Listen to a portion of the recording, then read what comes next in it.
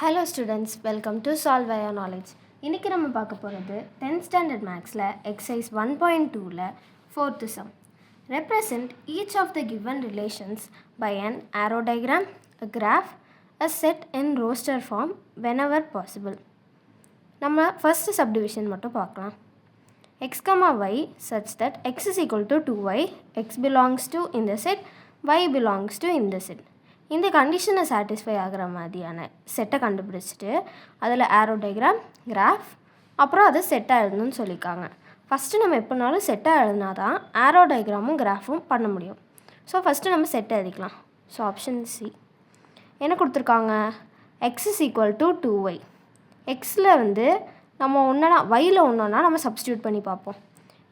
இப்போ X is equal to 2y அப்படிங்கும்போது இங்கே எந்த கண்டிஷன்லாம் சாட்டிஸ்ஃபை ஆகுதுன்னா 1 × 2 2. அப்போ இது ரெண்டும் சாட்டிஸ்ஃபை ஆகுது. So R is equal to 2, 1.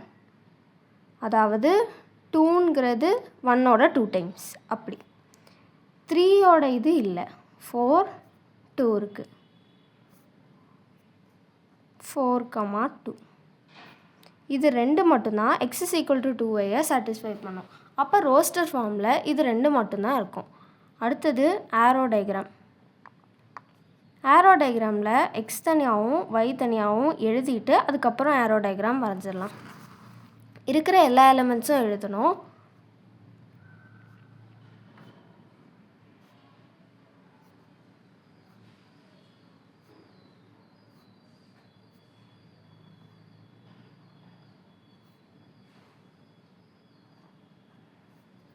டூலேருந்து 1க்கு மேப் பண்ணுறோம், தென் 4லேருந்து 2க்கு மேப் பண்ணுறோம்.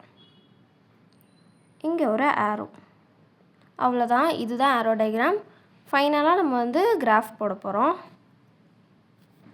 கிராஃப் காண்டி நம்ம ரஃபாக ஒரு கிராஃப் வரைஞ்சிருக்கோம். இதில் நான் எக்ஸ் ஆக்சிஸ்லேயும் ஒய் ஆக்சிஸ்லேயும் 1 சென்டிமீட்டர் வச்சு ட்ரா பண்ணியிருக்கேன். அதே தான் செட் பில்டர் ஃபார்மில் என்ன இருக்கோ அதே வச்சு பண்ணுறோம். செட் பில்டர் ஃபார்மில் ஃபஸ்ட்டு இருக்கிறது 2, 1. இதே தான் நம்ம இங்கே மார்க் பண்ண போகிறோம். 2, 1. ஆல்மோஸ்ட் ரஃப்பாக நம்மளுக்கு எங்கே வருமோ அங்கேயே மார்க் பண்ணிக்கலாம். இங்கே வரும். இது வந்து 2, 1. தென் 4, 2. அது ரஃப்பாக இங்கே வரும்.